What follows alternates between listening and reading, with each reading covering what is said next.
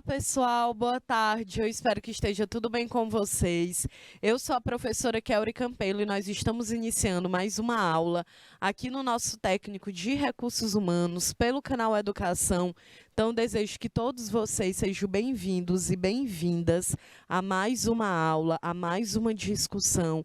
Então, vão aparecendo aqui no nosso bate-papo, vai me mandando aqui um oi.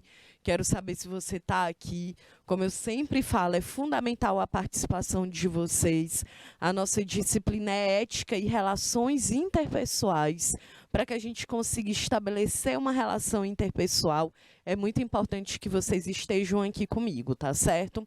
Então, vão mandando mensagem, vão falando aqui no nosso chat. Para quem está assistindo aula através do YouTube, me manda aqui um oi, coloca o nome da tua cidade, o nome da tua escola. E os polos que estão aqui conectados, por favor, né, apareçam no nosso chat. Eu estou vendo aqui o pessoal de Alto Longar, que está aqui comigo desde o início do ano. Então, professor, professora presencial aí em Alto Longar, por favor, apareça aqui no nosso chat, né? Como eu sempre digo, gente, se vocês não falarem comigo, não aparecerem, não interagirem aqui no nosso chat, não tem como essa aula acontecer, porque não vai existir nenhuma relação interpessoal social. Vai ser só eu, Kelly, falando. E aí é um monólogo, né? E a gente vai para teatro assistir um monólogo, né? Que geralmente é só uma pessoa ali falando sobre um determinado assunto. E aqui não é o caso, aqui a gente precisa de uma troca. Então, é muito importante que vocês estejam aqui comigo. Então, por isso que eu apelo aí aos professores presenciais que apareçam no nosso bate-papo. E se por acaso você está aí na sua aula e não tem professor presencial, apareça aqui na nossa mensagem, fale aqui comigo, tá bom? Então, cadê o pessoal de Alto Longar, de Beneditinos, Canavieira, Juazeiro do Piauí? Ó, a professora Fabiana está aqui. Olá, professora Fabiana. A professora Fabiana é de Juazeiro, é isso? Coloque aí no nosso bate-papo. Ou eu estou enganada? Professora Fabiana, a galera de Novo Santo Antônio, São Julião, ou São José do Piauí, Sussuapara, vão me mandando aqui um hello, ó, Beneditinos está aqui comigo, boa tarde. A galera do ginásio estadual, é isso? É. Luiz Alves de Almeida, aí de Beneditinos. Então, vão aparecendo, vão me mandando um hello. Na nossa aula de hoje, a gente vai agora entrar em cada dimensão da ética empresarial. Lembra? A gente já teve uma aula aqui só sobre as 5 dimensões da ética empresarial e a partir da nossa aula de hoje, a gente vai analisar cada uma de uma forma bem específica, beleza? Então, bora lá. Hoje, dia 24 de agosto. Bom, para a gente poder entrar no nosso tema, eu vou primeiro recordar o conteúdo com vocês. Vocês sabem que eu sempre gosto de recordar o conteúdo, porque dessa forma, por mais que você não tenha conseguido assistir a aula na semana passada, a gente recorda o conteúdo e aí você vai lembrar, tá certo?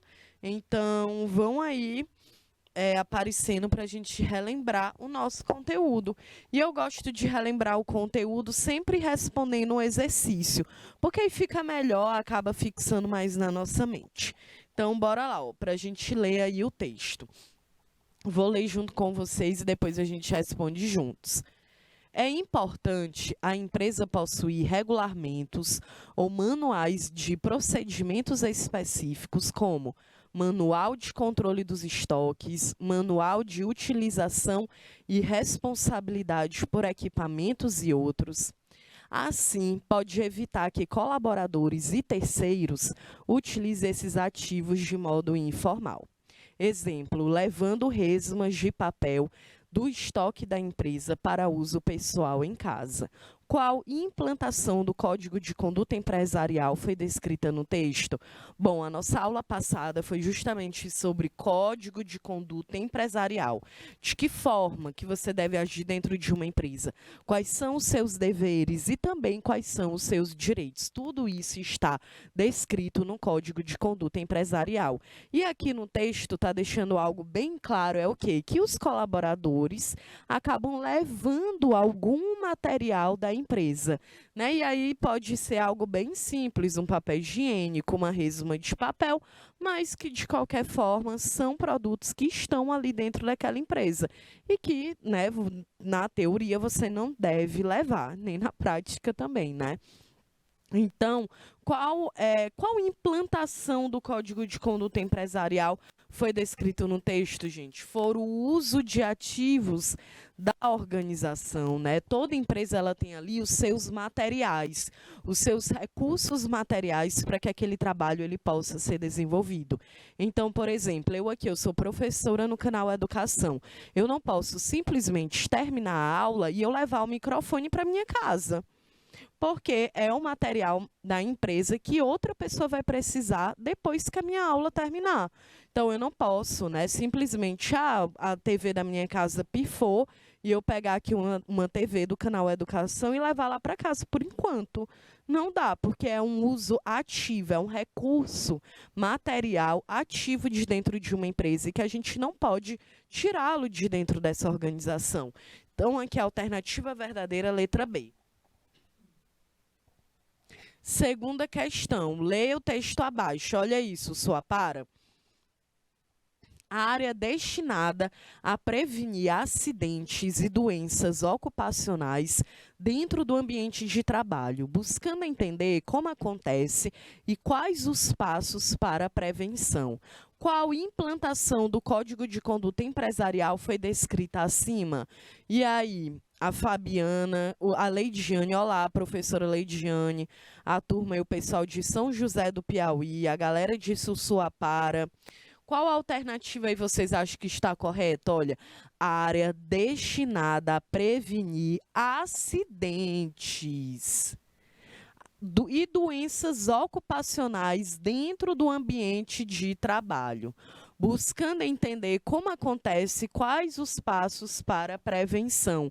E aí, gente, qual implantação do Código de Conduta está falando? Qual alternativa vocês acham que está correta? A galera aí de Elvídio Nunes, da Unidade Escolar Elvídio Nunes, com a professora Leidiane. A galera está dizendo que é letra C, segurança do trabalho. E aí, o que vocês acham? Bora ver se é segurança do trabalho. Ui, voltou. Justamente, segurança do trabalho e não segurança no trabalho, né? Porque do trabalho, gente, é a ideia de que a gente, cada profissão, né, ela tem ali também, tem o seu código de ética, a gente já viu, beleza. E olha, segurança do trabalho tem sido uma área cada vez mais frequente, né? A gente tem cursos aqui na cidade de Teresina, eu sei que tem lá no Instituto Federal, que tem um curso de segurança do trabalho, e a ideia é justamente isso, né? Prevenir acidentes ou doenças ocupacionais dentro do ambiente de trabalho. Por isso que a gente precisa ter segurança. E quando fala isso, é bem comum a gente ver, né, um prédio, uma construção civil, os trabalhadores da segurança civil, da construção civil usando chapéuzinho, né, aquele chapéu apropriado, colete, um óculos, beleza. Isso é justamente a ideia de que você precisa ter segurança dentro desse ambiente, ainda mais em empresas que trabalham com equipamento pesado, com equipamentos que podem, né, significar ali um risco de vida. Então, segurança do trabalho é o código aqui de conduta empresarial que está sendo implantado aqui na questão. Muito bem. Bora lá. Terceira questão. É caracterizado quando há favorecimento de parentes, amigos ou pessoas próximas, em vez de pessoas mais qualificadas ou que estão mais adequadas ao perfil do cargo. Qual implantação do Código de Conduta Empresarial foi descrita aí no texto? E aí, agora o que vocês acham? Por exemplo, eu trabalho dentro de uma empresa e aí a Fabiana, ela é minha amiga, né? Só que a Fabiana, ela nem está desenvolvendo ela está desenvolvendo um trabalho muito bom.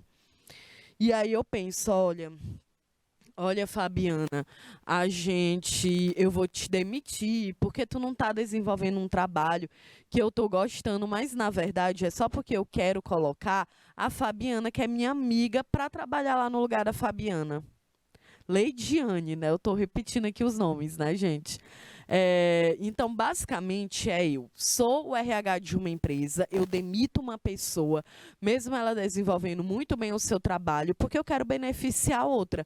Pode ser uma amiga, pode ser uma tia, né, uma irmã. Eu estou vendo que a galera de Beneditinos e Sussuapara estão dizendo que é a letra D, nepotismo, né? Então, o que é o nepotismo, gente?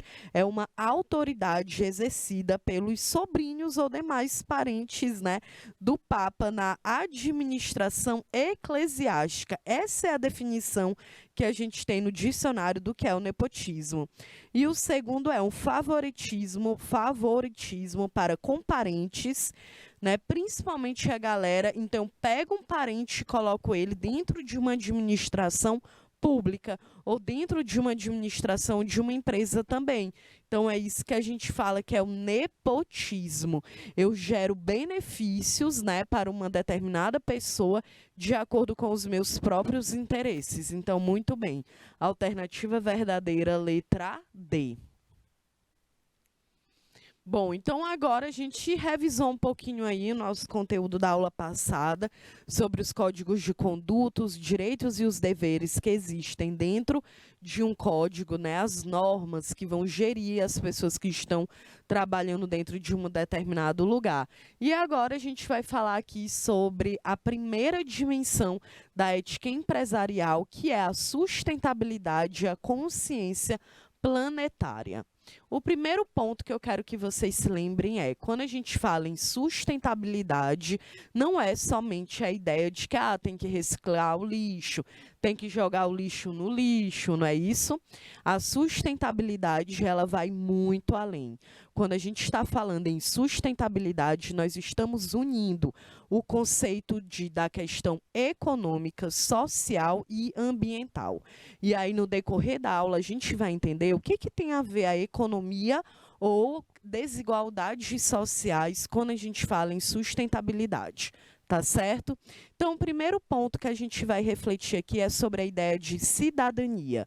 Nós já sabemos que a cidadania é o que envolve os direitos e os deveres das pessoas que ocupam determinado território. Então, todo mundo que está aqui dentro da América do Sul, aqui dentro do Brasil, dentro do Piauí, nós temos direitos e nós também temos deveres. E a cidadania ela é essa junção, né, de direitos e de deveres. Então, a humanidade, gente, quando eu falo em uma consciência planetária, é entender que a humanidade ela está caminhando, né, para que a gente possa ter essa consciência planetária. É muito importante que a gente compreenda que nós somos parte da Terra, né? Nós somos também responsáveis pelo nosso futuro, pelo futuro das novas gerações, mas também pelo nosso presente. Porque sempre que a gente fala em questão do meio ambiente, em respeitar o meio ambiente, a gente tem uma visão de que é algo que precisa pensar só para as gerações futuras. E não, gente, a gente está falando do agora também.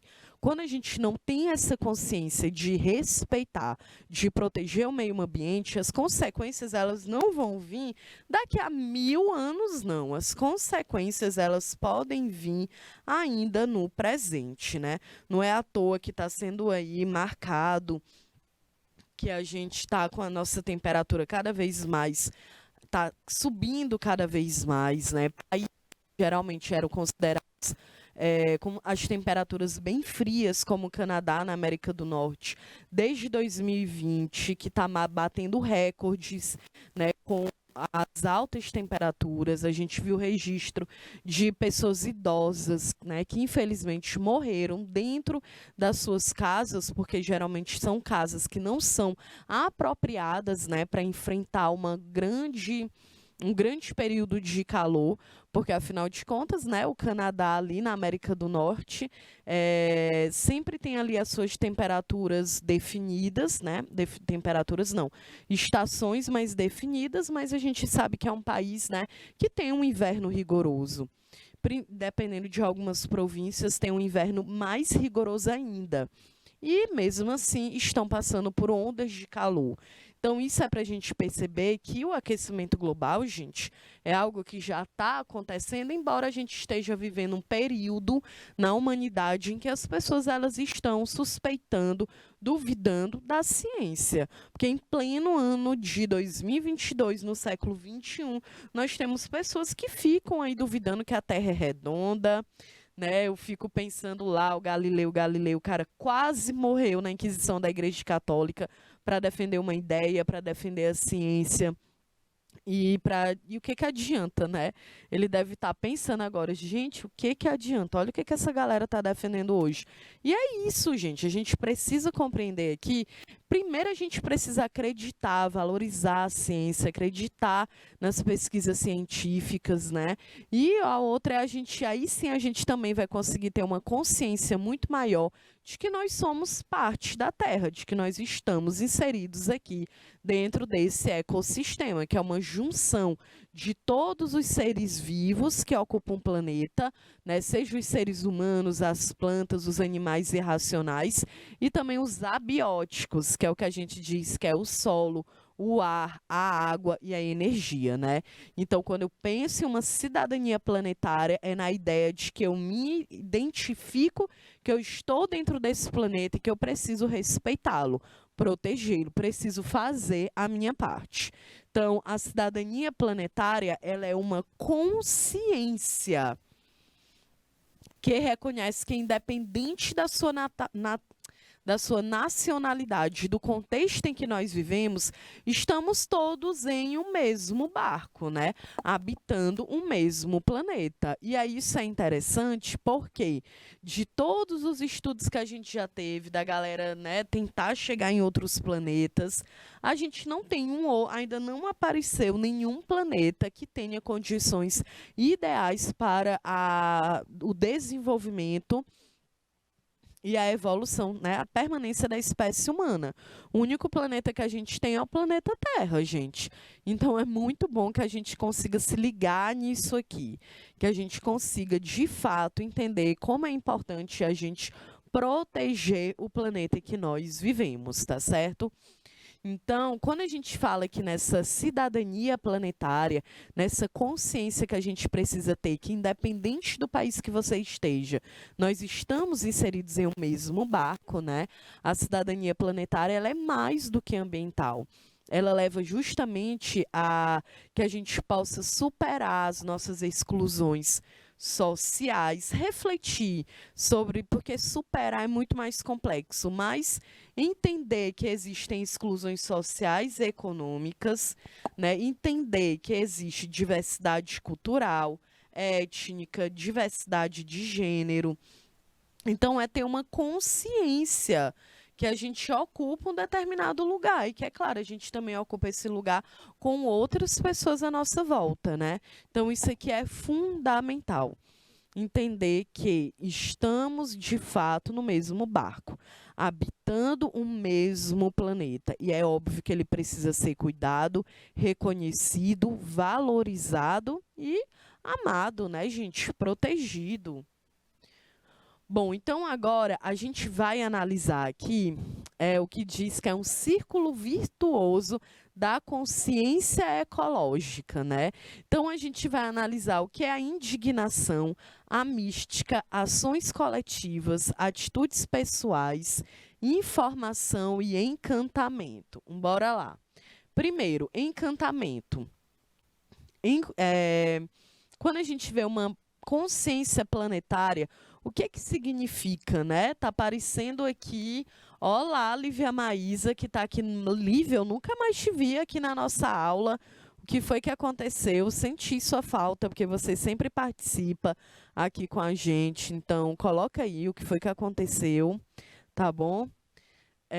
Então, olha aqui, o encantamento, gente, é uma sensação de deslumbramento, de admiração, né? Um grande prazer que se tem quando a gente está na natureza. Então, é aquele sentimento bom quando a gente está na natureza. É um sentimento de prazer, de você fazer uma caminhada até uma cachoeira, de você estar no mar, né? Existe muito aquela ideia de que quando a gente vai para o mar, a gente renova as energias. Quando a gente está na natureza, ela renova as nossas energias. Então, entra aqui nessa ideia de encantamento, né? Do prazer que a gente sente quando nós estamos em contato com a natureza. Bom, o encantamento, ele nos mobiliza para manter um coração de criança, né? O que é que isso significa? É a ideia que a gente consegue sentir, se admirar com o que é pequeno, com o que é simples. E isso é uma característica de criança, né? Porque criança, ela ainda é muito ingênua, ela ainda não foi impactada, né, por todas as mazelas sociais. E mesmo quando ela é impactada por grandes desigualdades, ela ainda consegue ter um pouco de inocência, né, gente? Então, é a ideia aqui que uma criança, ela fica muito feliz com pouco, né? Tu já tentou dar um presente para uma criança? Pode ser o mais simples possível. E mesmo assim, essa criança, ela vai ficar feliz. Tá certo, gente? Então, eu acho isso bem engraçado. É bem fofo, né? Criança, a gente dá um bombom assim para uma criança, ela fica ali, ó, animada. Porque ela se anima com um pouco, com os pequenos prazeres da vida. E é claro que quando a gente vai ficando adulta, à medida que você que está aqui assistindo essa aula agora, você vai crescendo, é normal também que a gente vá perdendo esse encantamento, né? Mas que quando a gente entra em contato com a natureza, muitas vezes esse encantamento, ele volta, tá? Isso é bem interessante. Bom, outro detalhe aqui, quando a gente fala em consciência planetária, é sobre indignação. Bom, antes da gente falar, né, da ideia do que é indignação, eu quero que vocês entendam que nós temos emoções, nós somos seres sociais, então nós temos emoções, não é isso? E as nossas emoções, muitas vezes a gente está vivendo dentro de uma sociedade que considera que as únicas emoções que são válidas são as emoções de prazer, são as emoções de felicidade, de alegria. É como se eu tivesse que estar feliz, alegre o tempo inteiro, né, gente? Sabe aquela galera que é tipo gratidão, gratiluz? Então, parece que eu tenho que estar grata o tempo inteiro, 24 horas do meu dia. Aí eu acordei cansada, vou passar o dia inteiro trabalhando, chego em casa cansada, tô com cólica, tô doendo a minha cabeça, mas eu ainda tenho que, sei lá, ó, hashtag gratidão. E claro que não, né, gente? É normal, tem dia que a gente acorda desmotivada, tem dia que a gente acorda cansada e tá tudo bem, porque não dá pra gente ficar se cobrando em estar sempre feliz. Quem vive nessa ideia de estar sempre feliz é muito o discurso que é compartilhado hoje pelas redes sociais, de que é uma espécie que você tem obrigação de estar feliz 24 horas do seu dia. E é claro que isso aí também é bem perigoso, porque a gente acaba se comparando com as pessoas que a gente segue ali nas redes sociais, né? E aí a gente acaba ficando frustrada, porque muitas vezes a nossa vida, ela não é tão perfeita quanto a vida daquela blogueira que tu segue lá no Instagram, né? Então, que a gente possa entender que todas as nossas emoções, elas são válidas. Seja a de tristeza, se você precisa ficar, se você tá triste, tudo bem também. Então, fica triste, tá feliz, é válido. Ter nojo, ter esperança. Não, esperança não é um sentimento. É um sentimento de esperança, né? Então tá ok. Né? Então, tudo isso aí é válido, inclusive o que? A raiva, a revolta, a indignação. porque quando a gente tem um sentimento de raiva, ele está muito atrelado ao nosso sentimento devido às injustiças que a gente acaba vendo no mundo. Então, se eu vejo algo, uma injustiça, uma criança na rua pedindo comida, é algo que me revolta, é algo que me indigna. Então, também é um sentimento que é válido, né, gente? E aqui, quando a gente fala nessa consciência planetária em relação à indignação, é justamente as pessoas que conseguem ter uma consciência que está atenta à realidade que vive, né? Que a gente está vendo o que está acontecendo e a gente não aceita, a gente não vê que aquilo ali é algo normal. Porque, olha, gente, imagina. Tu tá andando na rua e tu vê aquela criança passando fome, tu fica indignado, porque dá esse sentimento em ti, né? Eu lembro que quando eu era criança, gente, a gente lembra de cada coisa, né? Mas eu lembro de uma propaganda que passava. Eu ali no início dos anos 2000, tinha uma propaganda que era uma mãe caminhando com a criança na rua, no centro, né, da cidade. E aí a criança, ela via muitas pessoas pedindo comida na rua, né? Então, ela via a galera pedindo comida na rua e a criança falava: "Mãe, por que que aquela pessoa tá daquela forma?" E a mãe dizia: "Quem? Eu não tô vendo ninguém." E aí a criança passava, né, por uma outra criança pedindo comida.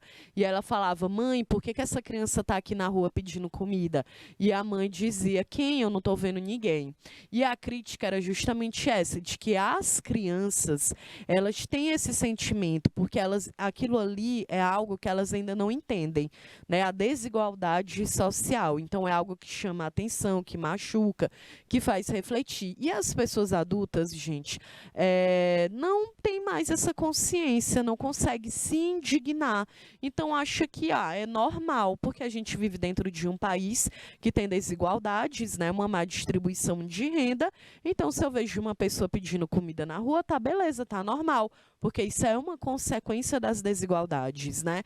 Só que aí eu não me revolto, eu não me indigno, porque eu já sei que aquilo ali acontece, eu já sei que aquilo ali é normal. Só que isso também é muito negativo, não tem como a gente continuar vivendo dentro de uma sociedade e a gente não se indignar com as desigualdades que a gente enfrenta todos os dias, né?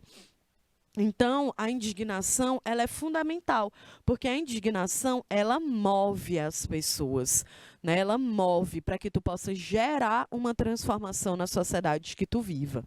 A Leidiane Lima, ela fez um comentário assim no nosso bate-papo. Nem a vida da blogueira é perfeita, mas ela mostra só o lado bom do dia a dia, fazendo parecer que é a realidade absoluta. Total, né, Leidiane? É isso mesmo. Quando a gente para refletir, né? Isnamba, coloca aqui em mim, por favor, porque eu estou aqui conversando para não parecer que eu só estou falando disso aqui. Que aí, né, a forma como eu tenho de interagir com vocês, né? Vocês saberem que eu estou aqui falando diretamente com vocês. Então, por exemplo, esse comentário que a Leidiane fez aqui é muito bom e é justamente isso, né? Gente, as pessoas que elas estão ali nas redes sociais, elas têm todo um planejamento, uma estratégia ali. Então não faz sentido. Ninguém quer, gente. Todo mundo gosta de fofoca, né? Beleza. Mas ninguém quer. É como se ninguém quer entrar ali dentro do Instagram e ver aquela blogueira chorando, falando que a vida dela tá difícil. Claro que não, né? Então ela quer fazer o que ela quer, mostrar apenas o lado positivo da vida dela. Todo mundo tem um lado positivo, tem um lado mais negativo, né? Uma parte que você tá lá cansada, ninguém quer saber. Então ela vai lá e ela mostra como se a vida dela fosse aquilo ali, aquele mar de aparência, né? E a gente acaba se comparando, né, gente? Então lembrar que, como a Leidiane falou, a vida dessa blogueira, ela também não é perfeita, só que ela mostra apenas o que ela quer. A gente vê a vida do outro apenas o que o outro quer deixar tu ver. Por exemplo, eu tenho um Instagram, tá lá, meu Instagram, eu não falo tudo da minha vida naquele Instagram. Então eu mostro algumas fotos, uma viagem que eu fiz, ou eu posso colocar um posicionamento político, ou eu posso compartilhar uma festa. coisas básicas. Agora, se eu enfrento um problema no meu trabalho ou na minha família, eu não vou lá nos stories fazer um story chorando, falando aquilo ali, né? E olha, gente, isso é muito doido, né, Leidiane? Porque, por exemplo, hoje, a galera que é digital influencer, gente, eles conseguem pegar um celular e ficar lá chorando no celular 1 hora. Eu acho muito bizarro, mas é isso. Por quê? Porque a gente vai se acostumando com aquela tela. Hoje as crianças, elas se acostumam com a tela. Eu vi aqui que tem um comentário, né, nas mensagens que fica aqui no sistema do canal Educação, e eu vi que uma galera tinha comentado assim, lá de Paz Landim: professor, é porque os jovens só querem assistir vídeos, né? E é muito essa ideia, né? A gente se acostuma também com aquelas redes sociais. Hoje, gente, quando eu tinha 2 anos de idade, na década de 90, eu não sabia nem o que era um celular, porque minha mãe não tinha um celular, meu pai não tinha um celular, nem meus irmãos. Mas hoje, uma criança de 2 anos de idade, eu conheço crianças de 2 anos de idade que sabem mexer no celular. Mexer assim, sabe identificar onde que está o YouTube e ver lá um vídeo, né? Uma criança de 5, de 6 anos que já é alfabetizada, ela já sabe pegar lá no YouTube e procurar o vídeo que ela quer ver, né? Então, a gente está tendo esse contato cada vez mais forte com as redes sociais. Só que a gente precisa se ligar que não dá para ficar se comparando e nem pautar a nossa vida olhando a vida de quem está lá naquelas redes sociais. Tá certo? Então, isso é muito importante. Até porque as pessoas que hoje fazem mais sucesso nas redes sociais é justamente a galera que filma o dia inteiro. A própria vida. Então, é um reality show da própria vida. Se antes a gente assistia lá o Big Brother Brasil, que é um programa de reality show, né, a gente espera até janeiro para começar, agora não precisa, porque agora a gente tem essas subcelebridades, né, essas criadoras de conteúdo que filmam e que colocam a vida delas 24 horas ali nas redes sociais. E isso, gente, a gente pode fazer aqui uma reflexão sobre se é algo positivo, se é algo negativo, mas eu não vou ficar aqui nessa ideia de se isso é bom ou ruim. Eu vou ficar muito mais na ideia de que a comunicação ela vem se transformando. A sociedade se transforma, a forma como a gente se comunica se transforma também. E as redes sociais, elas não vão mais parar, elas vão continuar se transformando. Porque se há um tempo atrás a gente falava no Vine, né? Eu era aqui, né, quando eu era um pouquinho mais jovem, não era o TikTok, era o Vine que a gente usava. E não existe mais o Vine, né? Então, as pessoas que faziam conteúdo no Vine, elas migraram para o TikTok. Ou seja, a outra rede social apareceu. O Instagram, hoje a gente tem vídeo, né? Porque até as pessoas que estudam, né, que são social media, falam que o Instagram, ele compartilha muito mais o teu conteúdo se for um vídeo do que se for uma foto. Então, ele também está mudando, porque há 10 anos atrás, o Instagram, ele era basicamente foto, né? Então, tu só podia colocar foto, tinha as hashtags, as fotos, elas não eram ali só selfie, né? Era muito mais assim, a gente dizia que era muito mais Tumblr, que o Tumblr também é uma rede social que a galera nem usa mais, né? Lembra daquele que era 24 horas, que tu fazia lá um vídeo 24 horas e desaparecia, que agora é os stories, né? A gente posta um story e 24 horas desaparece. Mas tem uma outra rede social que era antes dessa, agora eu não vou lembrar o nome, que era uma rede social amarelinha, gente. Vocês estão ligados qual é? Que eu nem cheguei a usar. Eu sei que você era da mesma forma que eram os stories, né? Então, tu postava ali um vídeo, uma foto, 24 horas ela sumia. E aí o Instagram viu aquilo ali e trouxe para o Instagram. Ou seja, a gente está se transformando o tempo inteiro. Então, é muito importante que a gente esteja também ligado de que forma que a gente consome as redes sociais, como que elas impactam a nossa vida, né? Porque se eu fico A Leidiane disse que não lembra qual era, não, né?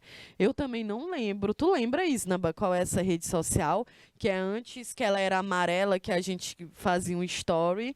Tipo como se fosse um story e desaparecer com 24 horas também. Era esse bem daqui mesmo. O Snapchat, gente, era esse bem daí. Era a gente. Ainda existe? Ah, pensei que já tinha morrido. E ele não conseguiu. Ah, entendi, olha. Entendi. E o Isnaba, nosso diretor de imagem, tá me dizendo aqui, gente, que, olha, o Beneditinos falou, né? É Snapchat, né, Beneditinos? Que o Instagram tentou comprar, não rolou. Mas aí o Instagram hoje é a mesma coisa que ele, porque tu faz um story, né? E copiou, tu faz um story e ele desaparece lá com 24 horas. Então, tá vendo, gente? As redes sociais, elas vão uma pegando ali o esquema da outra, né? Então, o Vimeo desapareceu, virou uma espécie de TikTok. É, então, a ideia é que a gente possa se ligar no que a gente anda consumindo, né? Porque aí, gente, se eu fico na internet só consumindo uma vida perfeita, né, do que a galera quer, que eu acho que é uma vida perfeita, eu não vou conseguir me indignar mesmo, porque tá tudo perfeito, eu estou fora da minha realidade. E esse é um perigo das redes sociais, é a gente ficar fora da realidade que a gente vive, tá bom? E aí, agora a gente falando aqui de redes sociais, né? Eu lembrei, eu acho que eu não falei, né, dessa pessoa aqui, mas é porque lá na minha aula de projeto de vida, no primeiro ano, a gente estava falando justamente sobre redes sociais, né? E aí eu perguntei, gente, coloca aí uma pessoa de uma rede social que tu segue. E aí falaram alguns nomes, uns eu nunca tinha visto. E aí falaram o nome lá de uma pessoa que eu já tinha visto, que é uma digital influencer, que o nome dela é Virgínia Fonseca. Vocês sabem quem é? Coloca aqui no nosso bate-papo. E aí a minha aluna, na primeira série do ensino médio, na aula de projeto de vida, ela colocou o nome dela e falou, ah, professora, tem essa pessoa aqui. Geralmente ela é bem criticada pelo conteúdo que ela posta na internet e tal. E aí eu fui, né? Eu não conhecia, e aí eu fui ver o Instagram dessa digital influencer. E aí algo que eu vi que ela faz muito é os stories da hora que ela acorda até a hora que ela dorme, né, gente? Vocês sabem quem é? Coloca aqui no nosso bate-papo, Beneditinos, a professora Ileidiane, a Lívia Maísa. E aí lá eu prestei atenção, né, que a partir do momento que ela acorda, ela já dá um bom dia lá nos stories, e aí depois ela vai tomar café e ela mostra, ela vai malhar, ela mostra, ela almoça, ela mostra também. Depois do almoço, ela tira um cochilo, né? Ela diz, olha, agora eu vou tirar um cochilo, mas daqui a pouco eu tô de volta, né? E aí, depois, ela realmente volta, ela mostra o lanche, ela mostra a família que tá ali com ela mostra um pouco do trabalho. E à noite, ela, ah, gente, eu tô aqui jantando, mas já já eu apareço. E aí, ela volta a aparecer. Eu já tô cansada de falar, né? E aí ela volta a aparecer e depois ela faz um story e vai dormir. E eu fiquei muito impressionada, gente. Mas ao mesmo tempo eu entendo aquilo ali. Porque ela mostra o dia inteiro dela. E hoje é o que mais está fazendo sucesso na internet.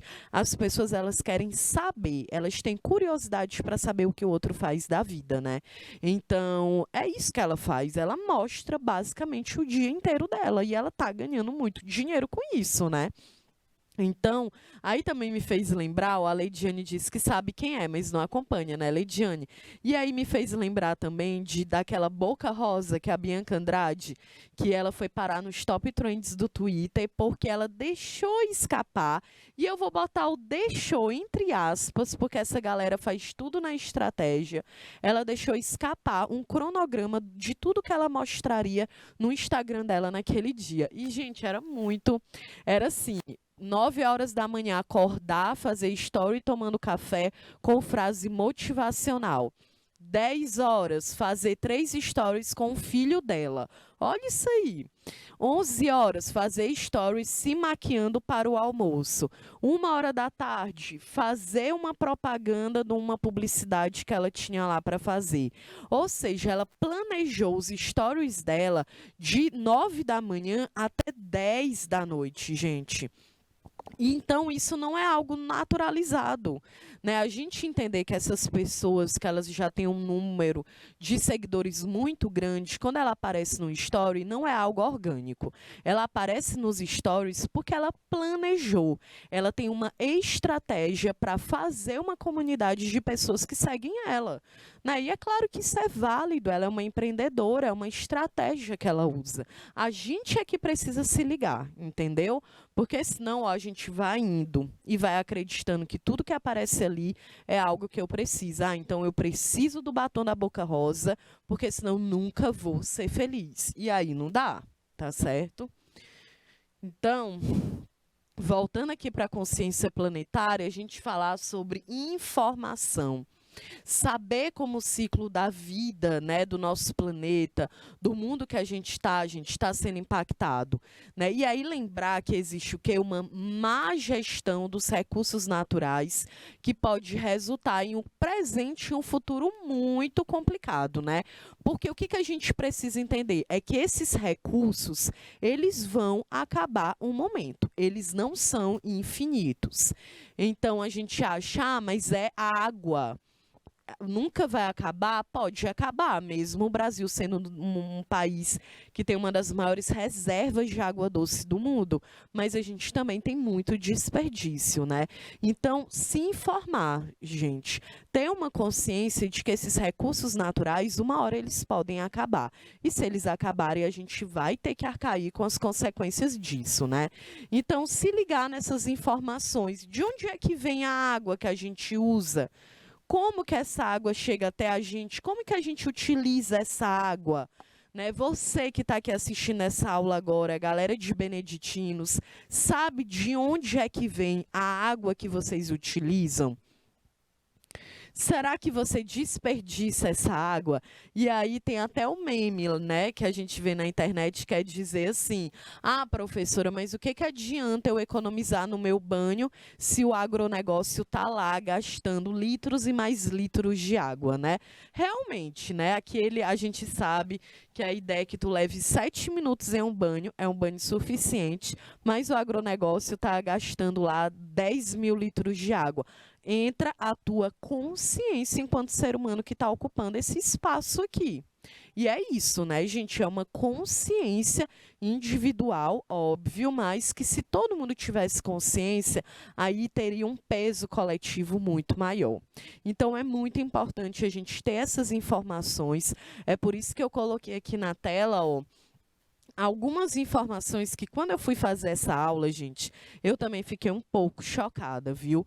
Então, olha só.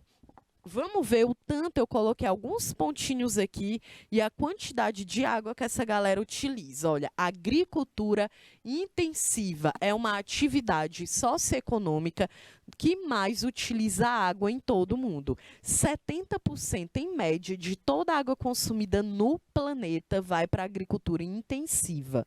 Quando eu falo agricultura intensiva, não é agricultura familiar, é aquela agricultura que a gente precisa de todo um recurso industrial para mantê-la. Então, 70% de toda a água consumida no planeta vai para a agricultura intensiva. No Brasil, é ainda maior, né? Sobe para 72%. E em alguns países subdesenvolvidos, né, que são identificados como países pobres, ultrapassa os 80%. Então, para tu ter uma ideia, para produzir 1 quilo de batata, a gente utiliza 2.000 litros de água. Para produzir 1 quilo de milho, se precisa de 1.000 litros de água. Gente, é tanta água que muitas vezes a gente nem consegue ter muita noção da quantidade, né? Olha, os fertilizantes e agrotóxicos comprometem a biodiversidade dos riachos, dos rios, destrói micro-organismo, quebra a cadeia alimentar natural e lentamente vai envenenando as pessoas, né? Então, isso aqui, fertilizante agrotóxico, é muito utilizado, por exemplo, no agronegócio. Porque o agronegócio é tudo que está envolvido ali à agricultura, desde a plantação, a colheita, o uso de sementes modificadas e até o transporte e a venda dessa produção, dessa agricultura, né? Então tá tudo ali dentro do agronegócio. E muitas vezes são utilizados fertilizantes ou agrotóxicos para que aqueles vegetais eles consigam durar mais durante o transporte, para que eles não deem, né, alguma praga, para que demore mais tempo para ser consumido. E é claro que a gente tem resultados com isso, né, gente? Porque tudo que se aplica na terra, ela fica ali. Fica na terra e pode levar anos para que aquilo ali saia, né? Então, até mesmo a gente precisa se ligar nisso, porque, olha, a gente pode ser lentamente envenenado com isso ao longo da vida, né?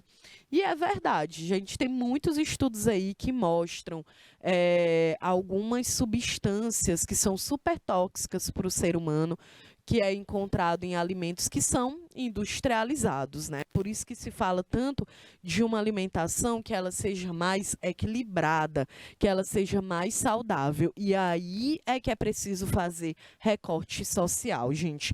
Por isso que a sustentabilidade ela envolve economia e questões sociais, porque é muito fácil eu chegar aqui para a Leidiane e dizer, olha, Leidiane, para que tu consiga ter uma vida saudável, tu precisa se alimentar de comida saudável. É de comida que a gente diz que é de verdade, que é o arroz e é o feijão, né? Na base aqui da cultura do nosso país. Mas aí a pessoa, gente, tá lá, o Brasil voltou para o mapa da fome. A gente tem 33 milhões de pessoas passando fome. E aí a pessoa, ela vai comprar o quê? Ela pode comprar uma salsicha ao invés de comprar uma carne, porque o quilo da carne é R$ 40 e o quilo da salsicha é 8. Entende? E aí aquilo ali nada mais é do que o resto da indústria alimentícia, né? E aí, mas é mais barato. E a pessoa pensa, beleza, eu faço o quê? Vou comprar, porque eu não vou morrer de fome. Então, tudo a gente precisa fazer um recorte social, absolutamente tudo. Tá? Ainda vou falar mais sobre isso aqui. Então, olha, buscar aqui em relação ao gasto de água. Pecuária e avicultura respondem por boa parte do consumo da água. Os excrementos podem causar estragos quando eles são despejados nos lagos, nos rios, e a gente sabe que tudo que cai em um rio vai parar onde? Vai parar no oceano, nos mares. Olha, para vocês terem uma ideia, produzir 1 quilo de carne de boi consome quase 16 mil litros de água. Eu fiquei muito impressionada, gente, quando eu fui ver isso aqui. Que 1 quilo de carne de boi é 12 mil litros de água. Né? Então, como é que isso vai contar? Vai contar do nascimento daquele animal até o dia que ele morreu. Ele não consumiu, né, 15 mil litros de água, mas foram utilizados para manter eles ali, para manter o próprio solo. Né? Então, por isso mesmo que hoje, né, no Brasil e no mundo, tem um movimento que ele vem crescendo bastante, que é o movimento vegano. Coloca aí no chat, você sabe o que é esse movimento vegano? Coloca aqui para a gente poder discutir, né? Isso é aquela ideia de que as pessoas elas estão tendo mais consciência, né? De que forma, qual é a comida, de onde é que vem a comida que a gente está comendo? Será que aquela carne que chegou na minha casa, como que aquele animal foi morto? Será que foi de uma forma correta? Foi de uma forma ética? Será que esse transporte foi feito de uma forma correta? Será que teve higiene na hora do corte dessa carne? A gente precisa saber, gente, é o que a gente come, é o que a gente se alimenta. Então, por exemplo, a indústria da carne, ela não só é uma das maiores consumidoras de água do mundo, mas também é a maior consumidora de grãos. Né? Aqui no Piauí, o Piauí é uma referência em produção de soja no sul do estado, gente. E não é soja para fazer aquela proteínazinha de soja que a galera que é vegetariana geralmente consome, né? Não, e não é para fazer óleo de cozinha também não.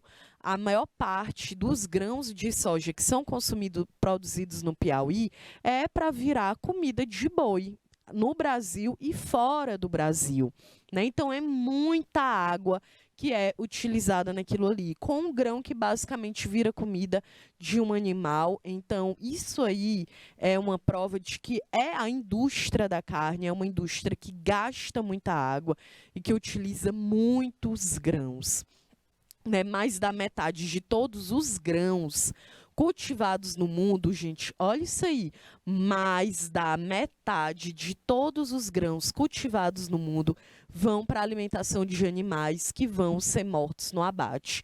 No Brasil, esse número é ainda mais alto, é 78%. E aí, por isso, esse movimento, né, o vegano, que é o quê? É um movimento em que as pessoas não consomem nada de origem animal, nem a carne, né, vermelha do peixe, do frango, e também nem produtos que tenham origem animal, uma roupa, um sapato, um cosmético de maquiagem, de cabelo, né?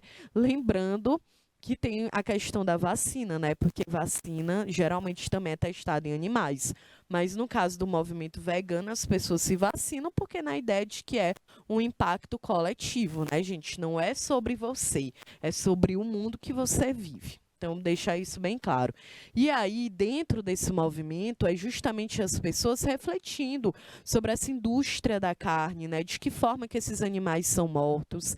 Então, muitas pessoas param de comer carne vinda de animais porque tem aquela ideia, né, de que o animal está morrendo, de que nessa cadeia alimentar o ser humano ele se acha o mais importante, então ele mata e subjuga os animais porque ele é superior.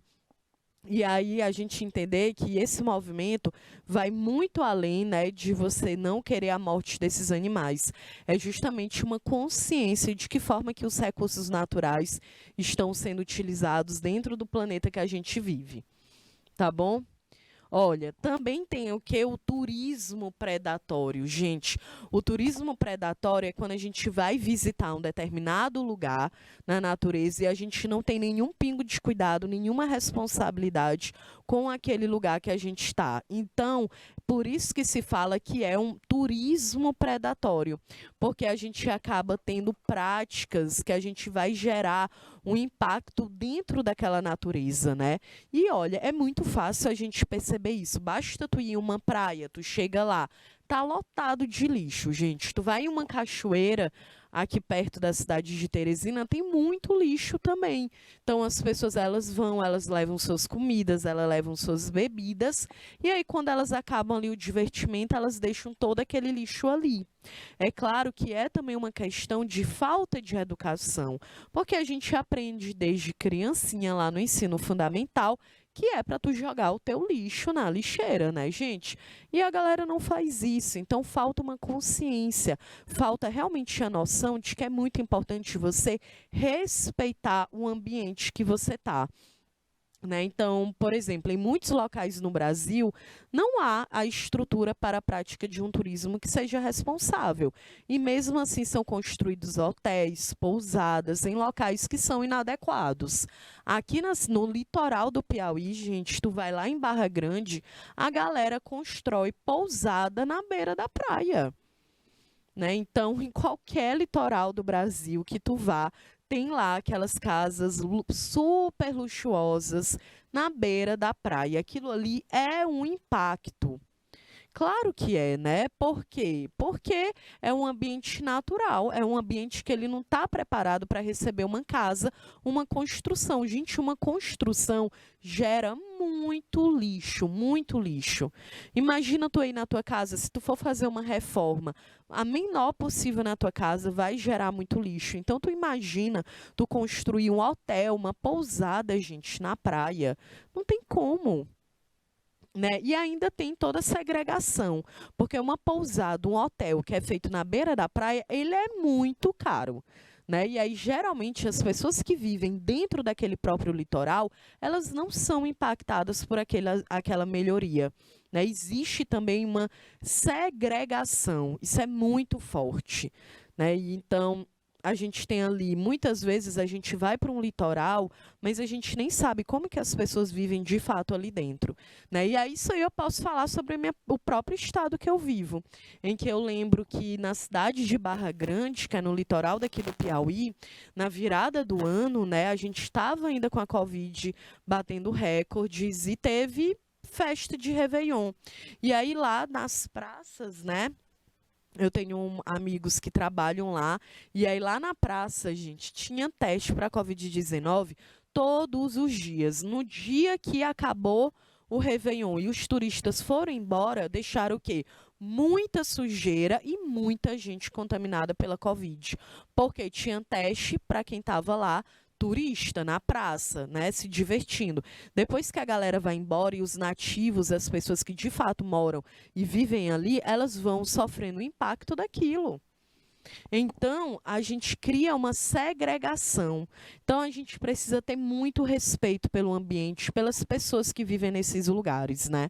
Por isso, a gente tem a Ilha Fernando de Noronha, que é em Pernambuco, Jericoacoara, no Ceará, que agora tem toda uma quantidade exata de pessoas que podem entrar dentro da cidade, né?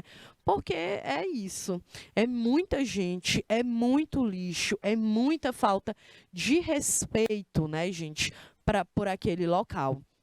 Então, que a gente consiga refletir, né, que a gente consiga fazer pelo menos a nossa parte, tá certo? Olha, o abastecimento industrial consome 22% da água tratada do mundo, gente, vai para a indústria. Para vocês terem uma noção, olha, para produzir uma camisa de algodão é quase 3.000 litros de água. Para produzir um carro é 400.000 litros de água, né? A gente não consegue nem ter tanta noção assim. Então, olha, eu estou vendo que o tempo, né, a primeira parte da nossa aula ela está chegando ao fim, mas aí na parte 2 eu volto aqui desse slide para que a gente possa continuar a nossa discussão, tá certo? Então, você que está aí, fica aí, porque daqui a 3 minutinhos eu estou de volta.